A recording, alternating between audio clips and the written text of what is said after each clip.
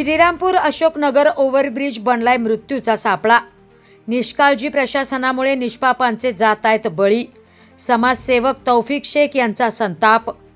श्रीरामपूर शहरातील नागरिकांच्या मूलभूत प्रश्नांसाठी सातत्याने झगडणारे समाजसेवक तौफिक शेख यांनी पुन्हा एकदा प्रशासनाच्या निष्काळजीपणावर बोट ठेवले।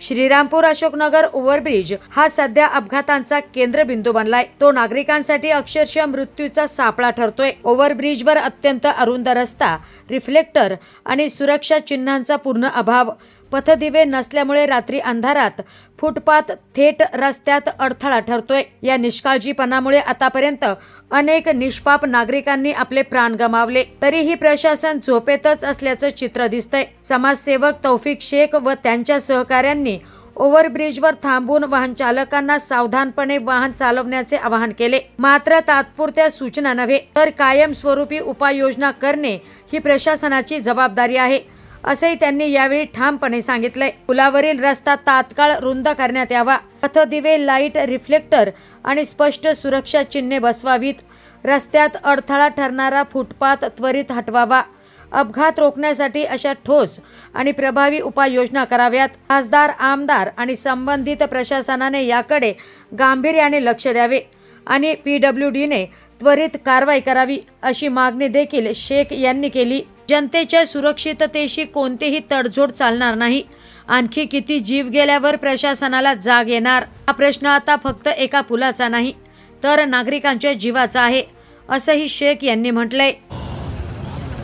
2 दिवसापूर्वी आपण या ओव्हरब्रिजच्या ठिकाणी येऊन एक छोटासा व्हिडिओ बनवला होता। त्यामध्ये आपण काही मागणी केली होती, जे रस्त्यावर लाईट नाही आहे, ओव्हरब्रिजवर जे लाईट नाही आहे, रिफ्लेक्टर नाही आहे, त्याच्यानंतर झाडं वगैरे जे आहे ते भरपूर ओव्हरब्रिजच्या दिशेने पसरलेली आहे।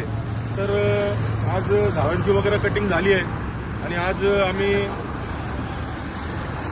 सार्वजनिक बांधकाम विभाग तिथं जाऊन सोनवणे साहेबांना आम्ही निवेदन लेखी स्वरूपात दिलेलं आहे आणि ते पण आम्हाला पॉझिटिव्हली बोलले का आम्ही जे आहे तर यावर गांभीर्याने लक्ष देऊ आणि यावर गांभीर्याने लक्ष दिलंच पाहिजे, आपल्या प्रतिनिधींनी दिलं पाहिजे।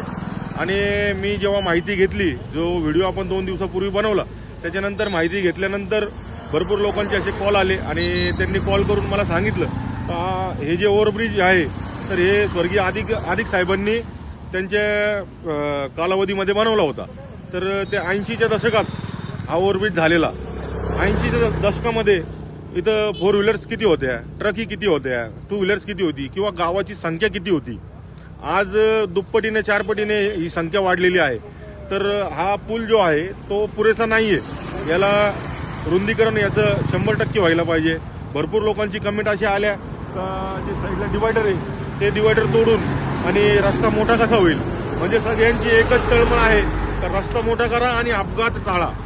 आमचे जीव घेण्याचा जो प्रयास तुम्ही करताय किंवा जीव घेण्याचं काम जे तुम्ही लावलेलं आहे ते कसं थांबवता येईल याच्यावर तुम्ही गांभीर्याने लक्ष द्या।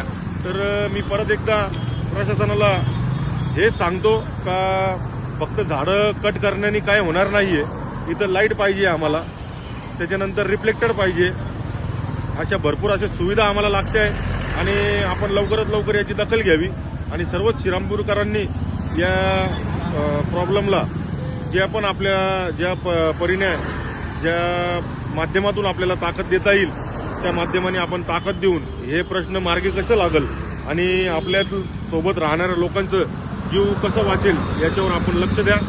धन्यवाद।